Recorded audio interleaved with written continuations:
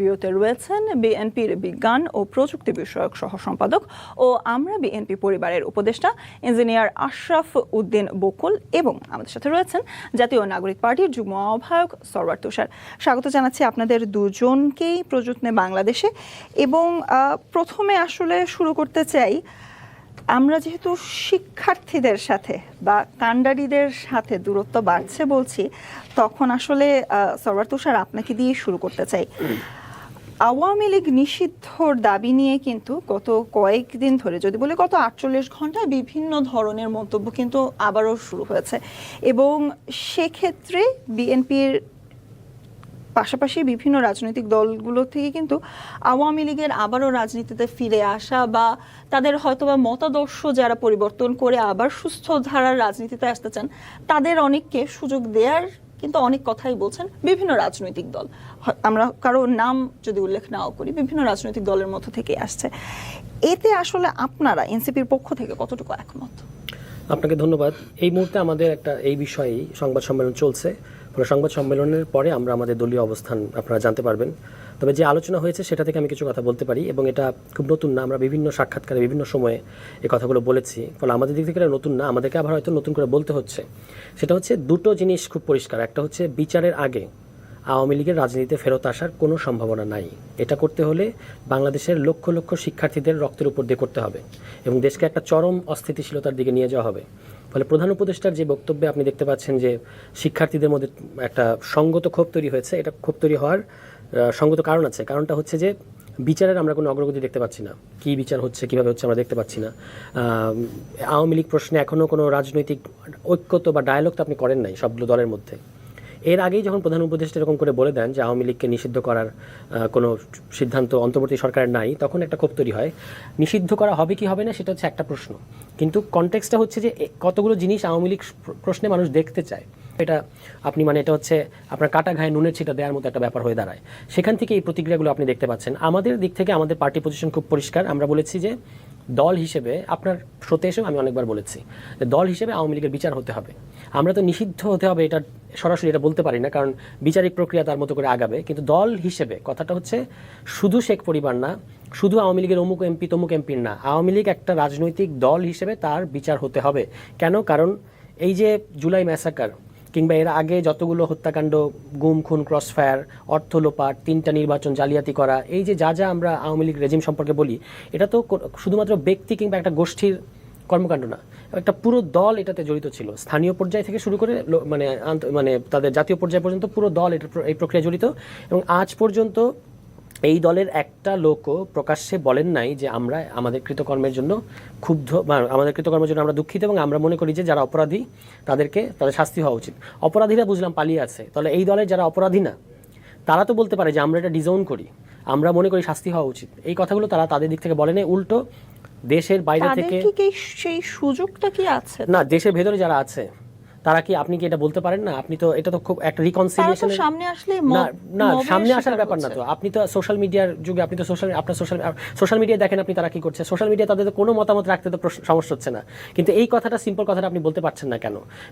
বরং তারা দেশবিরোধী যে চক্রান্ত এবং দেশবিরোধী যে প্রোপাগান্ডাগুলো সারা বিশ্বে চালাচ্ছে সেটা বরং সমর্থন করছে।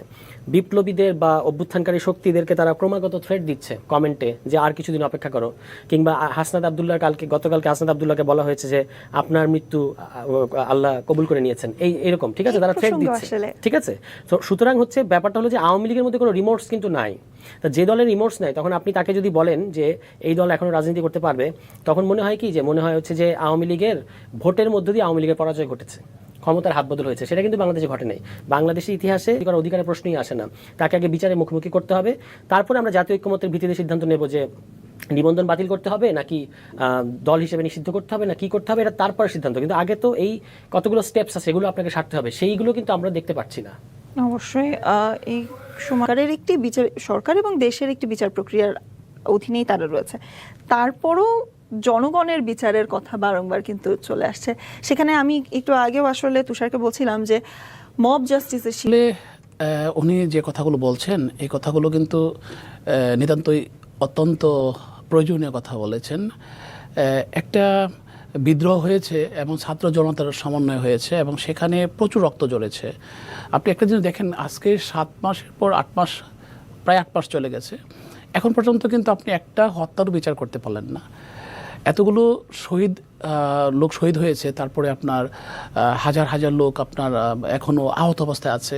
সেই অবস্থায় যদি আপনি একটা রোডম্যাপও তৈরি করতে পারলেন, আমি মনে করি এক্ষেত্রে ধরেন একটা ব্যর্থতা তো আছেই। আর ওই ব্যর্থতার পর যদি ইমিডিয়েট আপনি দলগতভাবে আওয়ামী লীগের একটা সিদ্ধান্তে যান, অবশ্যই একটা বিশ্রী অবস্থা সৃষ্টি হবে। কারণ আওয়ামী লীগের সিদ্ধান্তটা কিন্তু জনগণের উপর ছেড়ে দেওয়া, মানে কি, এটা কিন্তু হয় ইলেকশনের মাধ্যমে হতে পারে, হয়তো অন্য কোনো প্রক্রিয়া হতে পারে। সেটা কোনো একটা প্রজ্ঞাপনের মাধ্যমে কিন্তু আপনার যে কোনো একটা দলকে যে কোনো মুহূর্তে আপনি অফ করতে পারেন, এটা কোনো বিষয় না। কিন্তু জনগণের ম্যান্ডেট বা জনগণের সমর্থন বা ল এনফোর্সমেন্টের মাধ্যমে যদি আপনি করেন, সেটা কিন্তু একটা প্রক্রিয়ার মধ্যে হলে সেটার কোনো প্রশ্ন থাকে না।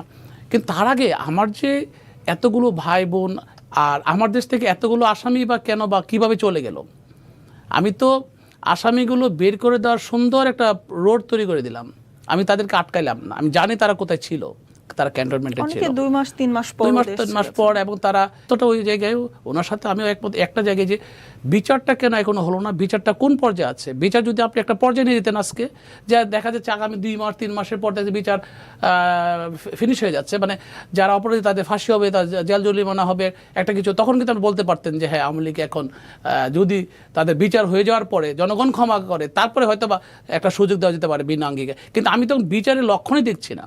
তার মানে কি, আমি কিন্তু একটা কনফ্লিক্ট অবস্থান সৃষ্টি করছি। এক্ষেত্রে আমার মনে হয় যেটা, এক্ষেত্রে যদি আওয়ামী লীগকে একটা নির্বাচন দূরেও রাখতে হয় তার অপরাধের জন্য, যদি আওয়ামী লীগকে ভিন্ন কৌশল অবলম্বন করতে হয়, সেটা আওয়ামী লীগের করা উচিত। আমি আওয়ামী লীগের পক্ষে বলবো না, আমি শুধু এতটুকু বলবো যে আওয়ামী লীগের নেতৃত্বে যেখানে ইন্ডিয়াতে বসবাস করে, বর্ডারের উপরে বসবাস করে, 2 দিন পর পরে উনি এমন ধরনের বিবৃতি দিচ্ছেন যেগুলো আমরা শুনে আমরা হতবাক হয়ে যায়, যে একটা মেন্টাল ডিসঅর্ডার পারসন, যে নাকি যাকে নাকি আদালতে বলেছিল যে উনি রং হেডেড নেত্রী, তো উনি এখনও ওই ধরনের কাজ করছেন, ওই ধরনের বিবৃতি দিচ্ছেন, উস্কানি দিচ্ছেন, ঘরবাড়ি জ্বালিয়ে পুড়ে দেওয়ার জন্য বলছেন, হাত কেটে ফেলে দেওয়ার জন্য বলছেন, অনেক কিছু। এত কিছু বলতে পারেন, উনি ওনার অন্যায় স্বীকার করতে পারেন না, উনি ওনার অন্যায়ের জন্য বিচারের ব্যবস্থার জন্য উনি জেলে আদালতে দাঁড়াবেন গিয়ে সে কথা বলতে পারেন না, উনি বলতে পারেন না যে হ্যাঁ আজ বিচারের ব্যবস্থাগুলো আপনারা কতটুকু করেন, তার অনিতে করেন, যারা অপরাধী তাদেরকে মানে এই 5ই আগস্টের পরবর্তী অপকর্মের জন্য কিন্তু এই যে বাকির ভালো লোকগুলো আছে তারা কিন্তু আজকে প্রশ্নবিদ্ধ হয়ে যাচ্ছে। কারণ উনি একা তো পালাননি, উনি 300 এমপি নিয়ে পালিয়েছেন, পারিবারিক 56 জন এমপি নিয়ে পালিয়েছেন, মন্ত্রী মিনিস্টার সব নিয়ে পালিয়েছেন। এই পালানো অবস্থায় উনি কীভাবে চিন্তা করেন, আর দেশেই যারা আছে যারা তাদের মাধ্যমে তো উনি চিন্তা করেন বাইরে থেকে যে আওয়ামী লীগকে আবার একটা স্পেস দেওয়া, মানে স্পেস দিবেন কোন আঙ্গিকে, কোন অ্যাঙ্গেলে? উনি যে অপকর্মগুলো করেছেন 17 বছর, এই বিএনপির নেতাকর্মীদেরকে যে গাইবী মামলা দিয়ে হত্যা, গুম, নির্যাতন করে 787 জন লোককে গুম করেছেন আমাদের বিএনপির। এটা হলো জুলাই আগস্টের আন্দোলনের আগে, কিন্তু এরপরে হাজার হাজার মামলা দিয়ে কিন্তু হয়রানি করেছেন, আমাকেও করেছেন, আমার দলের নেতাকর্মী করেছেন। দেখেন, সমস্ত বিচার করলে শেষ পর্যন্ত আওয়ামী লীগের অস্তিত্ব পাওয়া যাবে কিনা সন্দেহ আছে। সেই জন্য বলা হয় যে বিচারটা আগে হওয়া উচিত, বিচারটা সবাই দেখতে চায়, একটা ভিজিবল সামথিং দেখতে চায়, যে মানুষ চোখে দেখছে যে হ্যাঁ বিচারটা এই পর্যায়ে গিয়েছে। এখন তো আমরা বিচার কোনো কিছু দেখছি না। এই মুহূর্তে যদি আপনার দলের কথা তুলেন, আমার কাছে, বিশেষ করে আমার কাছে, আমি মনে করি এটা একটা কনফ্লিক্ট কোয়েশ্চেন, এটা একটা জটিল এবং মানুষের কাছে একটা প্রশ্নবিদ্ধ রয়ে গেলো যে এত কিছু করার পরে আমি আবার দলকে সুযোগ দিচ্ছি কেন? হ্যাঁ ভালো কথা, আপনি কিছু ভালো মানুষ আছে, হ্যাঁ তাদেরকে তো আপনি অপরাধী করতে পারেন না, তাদের জন্য কি করবেন? ভালো কথা, যারা অপরাধী তাদের জন্য কি করলেন? যে হাসিনা নিজে অপরাধী।